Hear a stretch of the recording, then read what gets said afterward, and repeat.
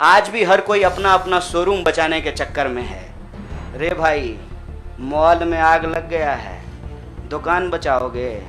और जो लोग कह रहे हैं विपक्ष कमजोर हो गया है, यह सिर्फ विपक्ष के लिए चिंता की बात नहीं है।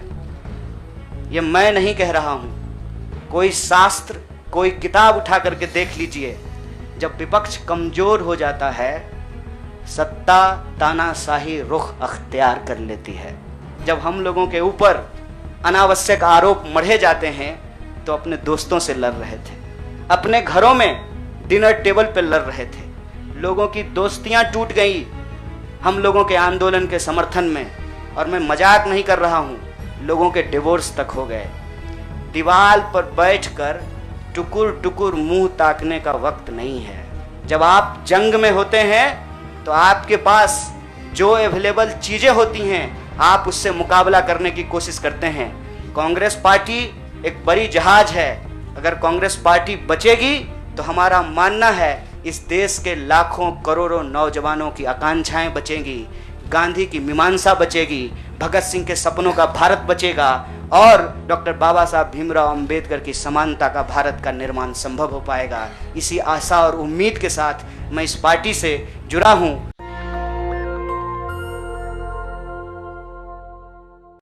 आज ये एक ऐतिहासिक दिन है। आज शहीद आजम भगत सिंह की जयंती है। लोग शहीद होते हैं, भगत सिंह शहीद आजम हैं। शहीद आजम इसलिए हैं कि आज हम लोग जहां माल्यार्पण करने के लिए गए थे, शहीद पार्क, वो शहीद पार्क एक ऐतिहासिक पार्क है। वो हिस्सा है फिरोज शाह कोटला फोर्ट का, जहां पर चंद्रशेखर आज़ाद जी की अध्यक्षता में हिंदुस्तान रिपब्लिकन आर्मी की गुप्त मीटिंग हो रही थी। अंग्रेज़ों के ज़माने में क्रांतिकारी छुपकर मीटिंग किया करते थे। नौजवान तरुण भगत सिंह एक प्रपोजल लेकर के आए कि हिंदुस्तान रिपब्लिकन आर्मी का नाम अब हिंदुस्तान सोशलिस्ट रिपब्लिकन आर्मी होना चाहिए। यह ऐतिहासिक क्षण, वो ऐतिहासिक भूमि और हमारे युवाओं के आइकन शहीद आजम भगत सिंह को हम अपना नमन प्रस्तुत करते हैं। आज एक दुखद घटना भी हमारे ज़िले में हुई है। वज्रपात के चलते 2 बच्चियों का निधन हो गया है। मैं इस मंच से उनके प्रति शोक व्यक्त करता हूं और उनके परिवार के प्रति अपनी संवेदना व्यक्त करता हूं। मैं कांग्रेस पार्टी इसलिए ज्वाइन कर रहा हूं कि मुझे यह महसूस होता है कि इस देश में कुछ लोग, वो सिर्फ लोग नहीं हैं, वो एक सोच है। वो इस देश की सत्ता पे ना सिर्फ काबिज हुए हैं, इस देश की चिंतन परंपरा, संस्कृति, इसका मूल्य, इसका इतिहास, इसका वर्तमान और इसका भविष्य खराब करने की कोशिश कर रहे हैं। वो जो सोच है, उस सोच के बारे में आप अपने आप समझ जाएंगे, क्योंकि कहीं मैंने पढ़ा था कि आप अपने दुश्मन का चुनाव कीजिए, अपने विपक्ष का चुनाव कीजिए, दोस्त अपने आप बन जाएंगे। तो हमने ये चुनाव किया है। हम इस देश की सबसे पुरानी पार्टी, सबसे लोकतांत्रिक पार्टी, मैं जोर दे करके बोल रहा हूं लोकतांत्रिक पार्टी, ताकि आप लोग परिवारवाद पे सवाल जरूर कीजिएगा।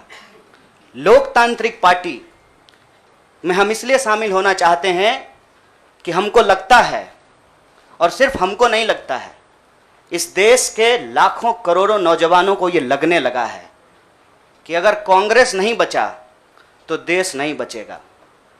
और ये बात मैं आपको स्पष्ट कर देता हूं, देश में प्रधानमंत्री अब भी हैं, देश में प्रधानमंत्री इससे पहले भी थे, देश में आगे भी प्रधानमंत्री होते रहेंगे।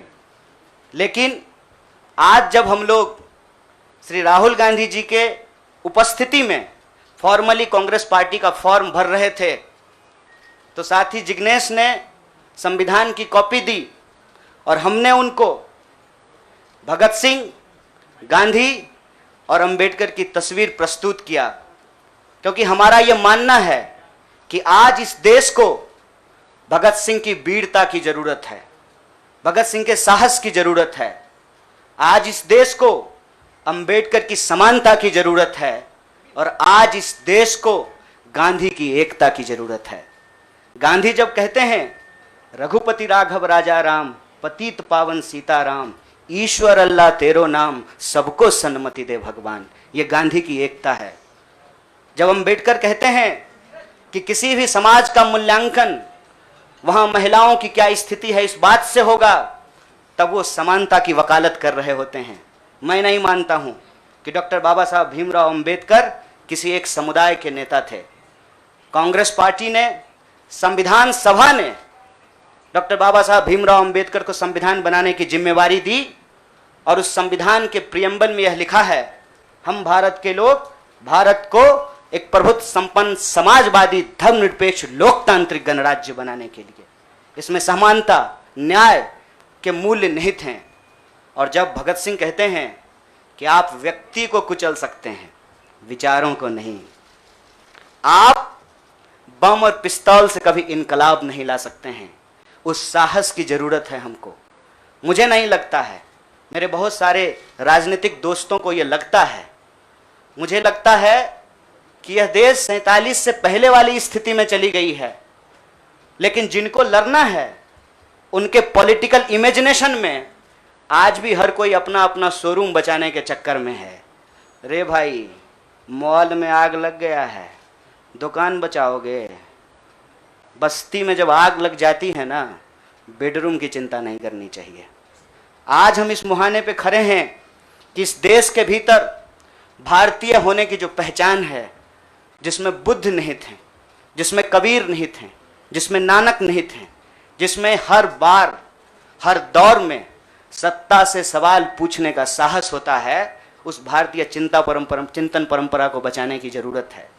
इसीलिए हम कांग्रेस पार्टी में शामिल हुए हैं कि कांग्रेस पार्टी वो पार्टी है जो गांधी की विरासत को लेकर के आगे चलेगा।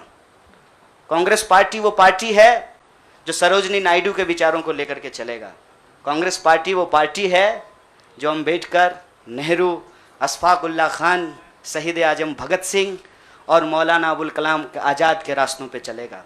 हम जब भी समानता और बराबरी की बात करते हैं, यह कुछ व्यक्तियों तक सीमित नहीं है, यह भारतीय होने का इतिहास है।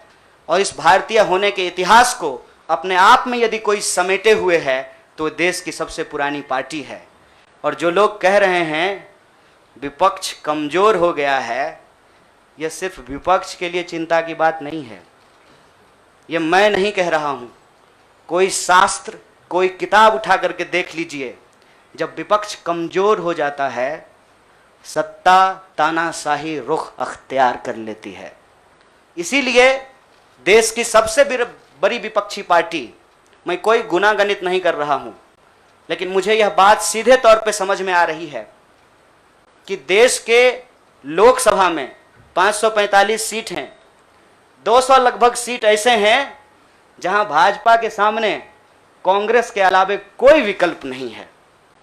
मैं ये नहीं कह रहा हूं कि मेरी जिम्मेवारी सिर्फ एक पार्टी के लिए है, लेकिन जो पार्टी सबसे बड़ी पार्टी है, सबसे बड़ी विपक्षी पार्टी है, उस पार्टी को अगर नहीं बचाया गया, अगर बड़े जहाज को नहीं बचाया गया, छोटी छोटी कश्तियां भी नहीं बचेगी।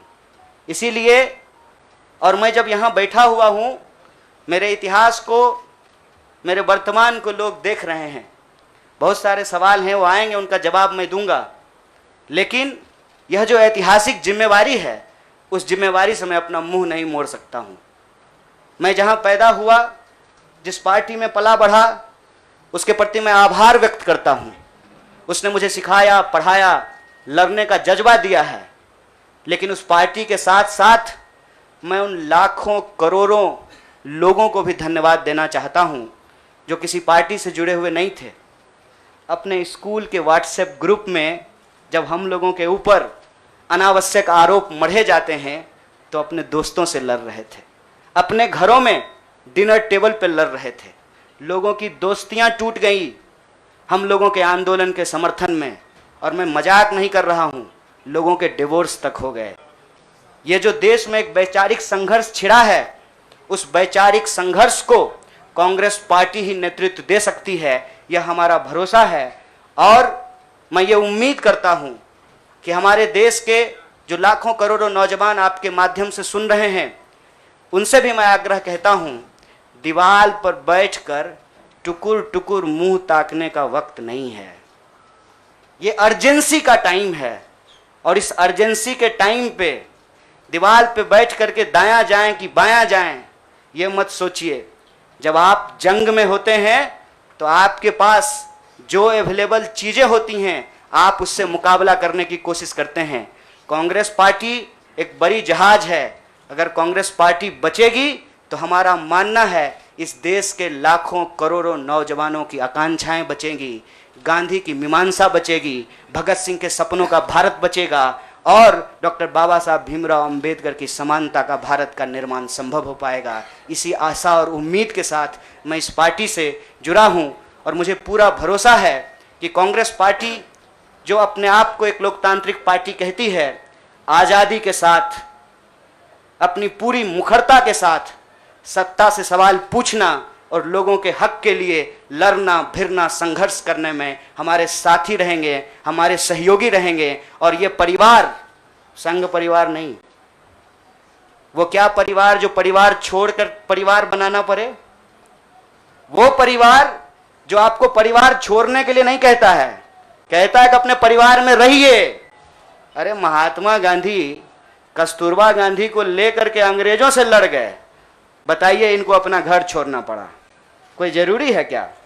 घर परिवार के साथ रहना है। डॉक्टर बाबा साहब भीमराव अंबेडकर भी अपने परिवार के साथ रहते थे। आप जितने बड़े लोग हैं उनका इतिहास उठा करके देख लीजिए, सब लोग अपने परिवार के साथ रहते थे। वो परिवार छोड़ करके बनने वाला परिवार नहीं। न्याय बराबरी और संघर्ष के लिए इस परिवार में मैं शामिल हुआ हूं। सभी सदस्यों के प्रति देश के अंदर फैले हुए लाखों करोड़ों कार्यकर्ताओं को अपना आभार व्यक्त करता हूं। बहुत बहुत शुक्रिया, बहुत बहुत धन्यवाद। नेशनल दस्तक की आपसे गुजारिश है कि अगर इसको बचाना चाहते हैं तो नेशनल दस्तक को सब्सक्राइब करने के लिए रेड कलर के सब्सक्राइब बटन को दबाएं, फिर बेल आइकन की घंटी दबाएं। नेशनल दस्तक को बचाने के लिए बहुत जरूरी है कि हर खबर को शेयर करें, लाइक करें, कमेंट जरूर करें।